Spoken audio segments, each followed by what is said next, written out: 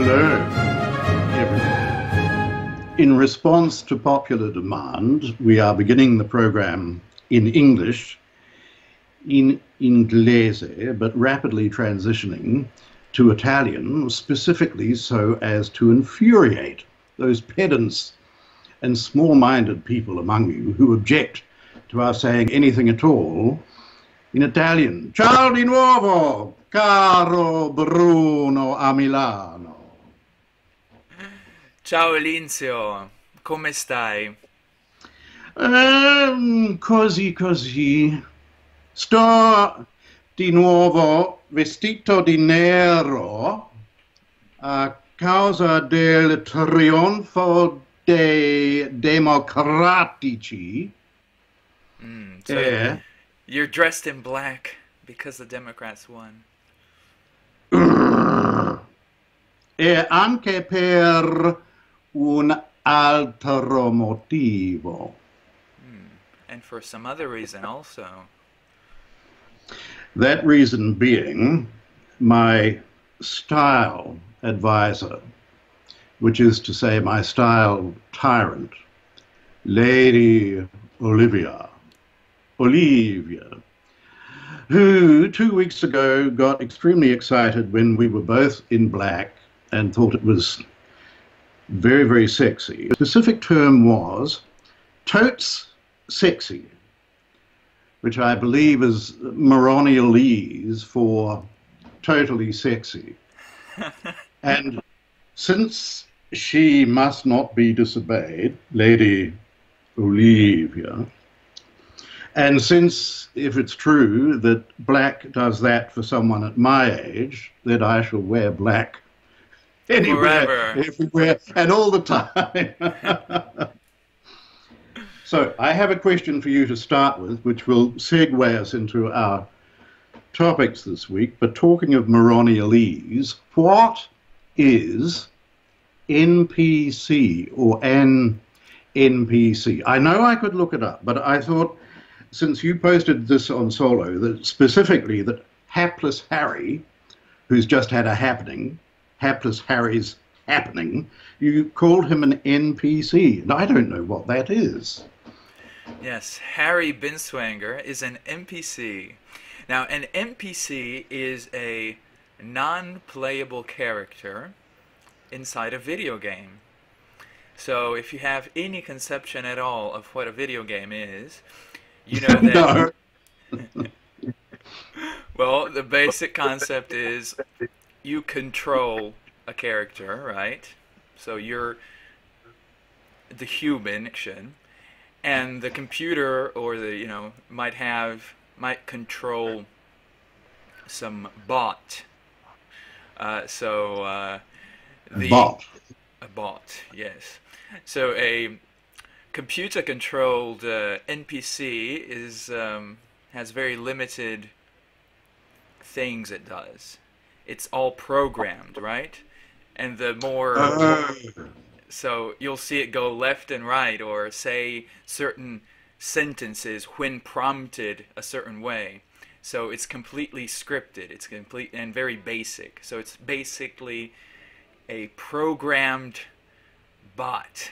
A human programmed bot is an NPC. It's people who you already know what they're going to say when you poke them the right way because they're programmed to say it. So it's an unthinking automaton with no mind of its own. Well, you could call it that, but it's not very... Well, I looked it up. I did look it up. I confess I did look it up. And that's what it said. And I thought, well, of course I can entirely see the connection, because Harry's latest happening is a doubling down... Ooh, is that a Moronialism? Doubling down on his... Any dinky little savage from any shithole country anywhere on earth has an inalienable right to march on into the United States because biologically he's a human. Now that's the robotic position that he's taken for a long time, echoed by Johan Book and the Einwand Institute, and he's just had another outburst of it, correct? That seems like a fair summary. I would never be unfair. So in the process of doubling down, he's asserted yet again that the role of government is specifically not to stop people at the border. It's simply to stop other governments from initiating force inside one's borders. And there's a classic case of the kind of rationalism that ObLeftivists such as Harry are guilty of. It's a kind of, what in philosophy you call it equivocation, where you include your premise in the conclusion, or rather you include your conclusion in the premise, so that inexorably you will get to the conclusion. So you define the role of government, and you define, in the case of this new Binswanger piece, you define sovereignty in such a way that the one thing it doesn't mean is protecting your borders. Yes, well, I mean, it's a start. He starts from completely rationalistic, as you said, positions. Instead of investigating, for example, how does a government arise in the first place? Why does it exist? And the obvious answer, excuse me, the obvious answer is that a group of people, you could say an ethnos with the people,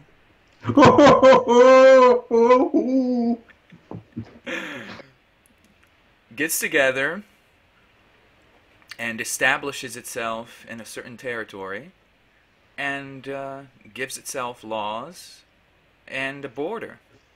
And outside that border, it's not part of the ethnos, and you defend the border from foreigners. And the whole point is you defend yourself from foreigners, not from foreign government, which is this word. I can't stand people. I can't stand this anymore. This use of the word government, and maybe it's even in capital letter, right? Government with a capital G. And what is this thing? What is this government? It's this completely abstract thing. Well, if you read the preamble to the Constitution, it seems pretty clear to me that the settlers and the people who were inhabiting the United States were coming together to give themselves a government, to give themselves an institution to preserve liberty for them and their posterity with a capital P. Now, correct me if I'm wrong, but posterity, that seems like it has something to do with the biological lineage of the settlers, or am I completely mistaken? Yes, because you're a racist and a sexist and a misogynist and a collectivist and a tribalist. Oh, thank you. So I shall have to denounce you. But, of course, I mean, the funny thing about the preamble, it did make that cursory reference to promoting the general welfare.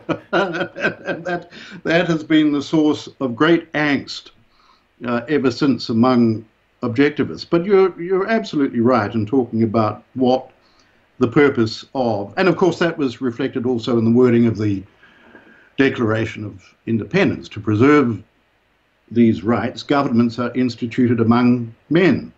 But coming back to hapless Harry, he says at one point, the people talking about keeping our sovereignty, enforcing our borders, defending our borders, seem to actually mean our government should use initiated force to obstruct or block the movement of people who want to work here, do business here, and live in peace here. So, in other words, everybody come on in, because we'll just assume that you want to work here, do business here, even though you go straight on welfare or commit acts of terrorism and live in peace here, when you're coming to promote the agenda of the Muslim Brotherhood, which is to establish an Islamic theocracy in America. He is not on this planet. He's not studied what's going on. He's unaware of what's happening in the world. Or he's intentionally, dare I say, evading the cardinal objectivist sin. I find it a bit strange that at precisely this point he comes out with something like this, when you've got 3 caravans coming up from the south, all of course spontaneously. They're all people who want to work in America, do business in America, and live in peace in America, even though they attacked the cops on the Mexican border. This is all coordinated, and they're part of it. Does that sound overly conspiratorial? We know that Soros funds some of the groups who've organized the caravans. We know that there are about 12,000 people in toto in the 3 caravans as things stand at the moment. We know the Koch brothers fund the Ayn Rand Institute, and they're waging a campaign against Trump's proposal to end the practice of popping out babies on American soil and then claiming American citizenship for those babies. It all seems a bit much of a coincidence to me. And of course, it's timed for the midterms, so it agitates the Hispanic voters in America. And evidently, the Democrats came out in record numbers this time. And had they not done so, and had Republicans come out in equal numbers to 2016, the Republicans could have retained the House. But in any event, I'm just sensing there's a lot of well-organized coordination going on that we're aware of only in its manifestations. We're not seeing who's actually doing it. We're being told occasionally, but it's not hard to guess, is it? Well, I think you just said that the cardinal vice in our philosophy is evasion, correct? So that is what makes you immoral, the evasion of reality. Is that a fair statement, would you say? Not at all. You know what is immoral, according to Harry Binswanger, and he's the world's #1 expert on what's moral and immoral. Quote, "After 1 beer, it's immoral," unquote. So you're allowed 1. 1 beer is moral, according to hapless Harry, but 2 beers, and I was told that by people at that time were, and I think now are again, close associates of him, and they were laughing at him about it when they told me. But no, you're quite right. Officially, evasion is the #1 sin, so where were you going with that? Well, it seems to me like that would necessarily assume that if ObLeftivists are evading facts of reality on certain issues, then they are being immoral because they have been presented with the facts and with incontrovertible evidence of the facts, and yet they keep evading. For example, in this Harry Binswanger piece, he states that immigrants on the whole commit less crime than Americans, which reminds me of that interview with Trump, where that woman says, "Immigrants on the whole," and Trump says, come on, get it out, get it out. And he says, "I'll get it out." And then he says, you don't even know what you're talking about. No, she didn't.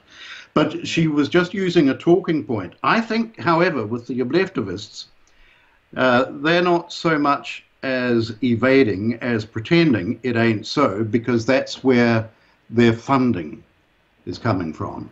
I'm convinced now that it is a case of following the money, and they're just acting according to the instructions of their funders. Now, we have mentioned this before, but remember that extraordinary outburst of reality that Leonard Peikoff had when he said, if you let untold numbers of Democrat voters in from south of the border, that is a catastrophe. That is the end. You can't even discuss philosophy. It's all over. And he was quickly made to recant. Do you remember how that happened? He was hauled in before the Inquisition, Yuan and Amy, the Star Chamber, whatever. And he put up token resistance for about 10 minutes and then completely caved. And they all knew in advance that's what the exercise was all about. They had to get back in good with their funders. If I'm wrong about that, let one of them come out and say so. Notice how they're quiet. Oh, they won't engage. They won't engage. Evil people such as ourselves. These are people that will engage leftists, but they won't engage libertarians because they're evil. They won't engage us because we're evil. They won't engage anyone that that doesn't just parrot what the mainstream media says on all these issues. They live with that. Sorry, they live within the NPC constructed narrative. You see, they won't go outside that narrative. It's just unacceptable to even question any of the mainstream talking points. That's their starting base. You cannot get outside of that bubble. Except they are now allowed to engage with libertarians, and that's because they hooked up with the Cato Institute, and it's the Cato Institute who are very pro-open borders, and they put out that talking point about, oh, a greater proportion of crimes are committed by people who are American citizens. They don't go on to itemize the componentry of the American criminals, because that would be racist. We all know who commits the crimes, most of the crimes. No, Linzio, I have no idea what you're talking about. And well, I couldn't possibly, you might think that, I couldn't possibly comment. But that's the kind of argument they put forward, and they have that guy from the Cato Institute, whom Hapless Harry quotes. I see him on television all the time, saying exactly the same thing as Hapless Harry. Bring them all in. They're good for the economy. And ultimately, they're good for GDP growth, and the diversity is good for everybody, and all that horrible, politically correct BS. But the great betrayal, I never thought I would live to see this. There are people from whom we expect betrayal. Not from the leading advocates of the philosophy of reason and freedom. You know, both Mark Hunter and Grant Jones have posted on Solo and on their own websites about Harry's article. And it's really instructive to see that they've both quoted Ayn Rand to the extent, I mean, she was not around to see the invasions via immigration that are occurring now. And ARI wants to pretend that she would be saying, let them all in, dinky little savages from shithole countries. And we know that's not the case. But they, both Grant and Mark, quote Ayn Rand, a free nation, a nation that recognizes, respects and protects the individual rights of its citizens, has a right to its, wait for this, territorial integrity, its social system, wonder what she could have meant by that, and its form of government. Such a nation has a right to its sovereignty, derived from the rights of its citizens, and a right to demand that its sovereignty be respected by all other nations. Now, I can't begin to imagine how Hapless Harry and Yuan could reconcile what she just said with what they routinely say in their obeisance to the Koch brothers and George Soros. Well, let me clarify that point, because there seems to be some confusion. amongst some readers. A social system is, for example, capitalism. So that's what she's talking about. The social system is capitalism, and the form of government is, for example, a republican, a republic, a democratic republic with all the various Congress, Senate, and all that. That's the form of government. A absolute monarchy would be another form of government, and socialism would be another form of social system. So she's saying that the United States has a right to its social system. So it seems to me that, as someone called them, if you invite undocumented Democrats into the country, then you are effectively tampering with the social system. Would that not be a fair characterization? I think it would. And that's another curious thing about the stance taken by Orgoism, which is noted by Mark Hunter, where he says, he claims, and I agree with him about this, we, that is to say civilized people, would exclude more than the peaceful, hard-working people of Harry's imagining, and we would exclude more than those who recently helped vote Ocasio-Cortez, Ms. Occasional Cortex, into office, an explicitly self-proclaimed socialist, more even than all, I love this, third world uglies. Oh dear. Every single foreigner's would-be movement into America ought to be restricted. And I agree with that. I think in the context of current events, there ought to be a moratorium on not just Muslim immigration or third world immigration, all immigration, extreme vetting, because America is under attack. And he says, among Mr. Binswanger's list of virtues, peaceful, hard-working, etc., is a curious omission, voting capitalist. Perhaps he knew that he had to omit it. Third world immigrants, by and large, vote for statism, even if they came here to avoid the consequences of statism at home. Since his goal is to promote unrestricted immigration, he had to leave out the virtue of capitalism, a small price to pay for an ObLeftivist, unquote. I love the way ObLeftivist is now common currency among objectivists. It's common currency among the ObLeftivists as well. They keep complaining that people are using the term ObLeftivists. Oh no! Oh, I'm so offended. So are they seeking a safe space? Are they being triggered and going into That's exactly what they're doing. Zones? Yeah, they will block anyone who uses the term because that would be too triggering to see a post that uses such a term. But yeah, I like that piece by Mark Hunter, and it it touches on this third world uglies, as he says. That hints at the fact that an immigration policy is also a aesthetic preference, if you will. So it's not a moral duty to let people in, but a choice, a preference of the country, because of course, again, the country has been established for the people living there and for their posterity. So, if you will, citizenship is an inheritance. Just as you inherit property from your family, you inherit the citizenship from your family. So this is all perfectly natural.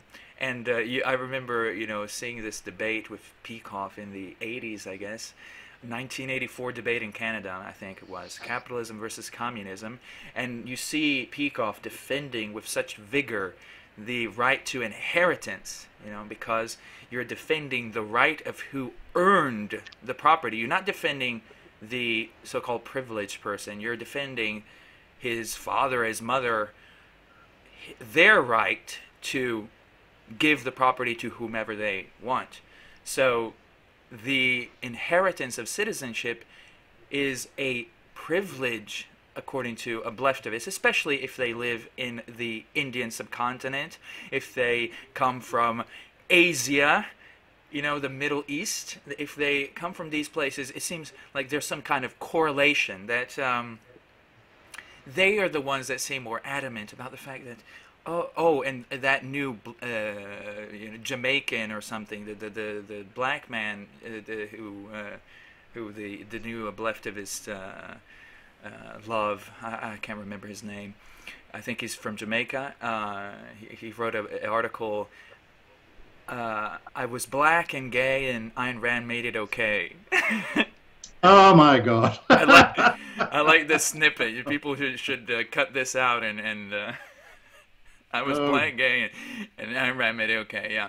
So this guy also somehow, by sheer coincidence, he's one of the people who laments this privilege that the white Americans have, because they don't deserve to be Americans. They didn't earn it, right? But of course, they have a right to it by inheritance, and that is a sacred right, while the acceptance of foreigners is an aesthetic preference, if you will. So it's a choice. It's a choice, because again, the country is for the citizens. Either you accept that the country is for citizens, or you become like Binswanger, and you say that the country has no referent. It refers to nothing else other than an abstraction. And quite frankly, when I read that piece by Binswanger, it reminded me of warring gangs. So his gang, his government, his gang, rules over this territory. It has no reference to the people living in the territory. No, it's just the territory. And outside that territory, there's another gang that rules. So that's the conception of Binswanger. And it's either or. It's either or. So obleftivists, if you're watching, you have to choose. It's either or. Either you accept completely the Binswanger position, which means you cannot keep out anyone, or you accept the position that governments are instituted for the protection of the rights of the people who institute them. Who else? Well, you see, the great fallacy, I think, in orgoism, and I've only recently become starkly aware of the extent to which this is so, is that you just used it with respect to America, the word we. Oh! That marks you out instantly, you see, as a collectivist. So you can't say things like, as a country, we have the right to turn savages away from the border, because the country has no rights, according to the Binswanger view of quiet. By official decree, I decree that we continue on this conversation. Well, only for a minute. But that, do you see what I'm saying? That we've become so paranoid about ushering in or allowing in by the back door the remotest skerrick of tribalism or collectivism, that we can't even say things like, as a country, we, or as a society, we. We absolutely can, for exactly the same reasons that were in that Ayn Rand quotation that I cited earlier and won't repeat. I'll just close on this final thought, though, since we will close, that as well as territorial integrity, I would add cultural integrity. And that speaks to what I just said about keeping savages out at the border. That is, people from with a completely alien mindset, or you can't even call that, because there's no mind involved, but people who are intent not only in not assimilating, but in overthrowing what they're taking advantage of when they come into America. And cultural integrity, you know, this is another fallacy. Oh, there's no such thing as an American culture. Good God, tell that to the writers of the American Songbook, Jerome Kern, Cole Porter, Irving Berlin. Tell it to, well, Duke Ellington and Louis Armstrong. There's no American culture, no distinctively American culture. What about the love of freedom? Don't tread on me. Is that not distinctively American? The inalienable rights to life, liberty, and the pursuit of happiness. Gung-ho, go for it ism. Isn't that American? And the love of the good for being the good and celebrating success and not being jealous of it. Life worship, sense of life, the thing of which Ayn Rand said, don't let it go. Is that not American culture? But they won't say American culture because that's collectivist and tribalist. No, Lindsay, I believe you're mistaken. The only American culture is the great American melting pot. That is the only thing America stands for. And either you accept this or you're a racist. End of discussion. The great American melting pot. The great American melting pot. Say it with me. That is all that matters. Everything else is racist, tribalist, and collectivist. That is all. So there is no American culture. I'm sorry. It has nothing to do with the British Isles. It has nothing to do with the European continent. It has nothing to do with the Eurasian continent. It has nothing to do with any of that. It's from the realm of ideas within God's mind, within the Platonic realm. We simply took the ideas of melting pot and liberty and we just planted them in the soil of the United States. That's what America is. Unfortunately, however, as I like to defend Plato, Plato used to tell his opponents that rejected the idea of ideas, people who were what we would call not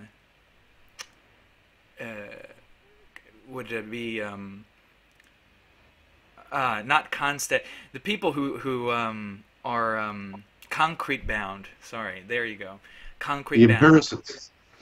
Yes. He would say of people who are concrete bound that they would see, they would see horses, but they wouldn't see the concept of a horse. And they would say, because you have to have senses in order to see the horses, but you have to have a mind in order to see the horse. So, in other words, if people don't have a mind, they cannot see the Platonic ideals of America. And so we need to screen the border for people with a high degree of intelligence, or IQ, if you will, in order to establish the Platonic realm. Because unless the people coming in can perceive the Platonic realm, the Platonic realm simply does not exist, because they don't have the organ to perceive it. I'm beginning to like this Platonic realm. If its actual effect were to stop anybody coming in, because let's face it, no one would see this bloody Platonic realm, well, I'm all for it. But I see that you've used a cunning ploy to make me go over time, and I shan't fall for it any longer. I think we should end with our usual clarion call to make objectivism great again. Are you ready? 3, 2, 1. MOGA! MOGA, everyone! Ciao, Make objectivism great again. Ciao tutti. Ciao.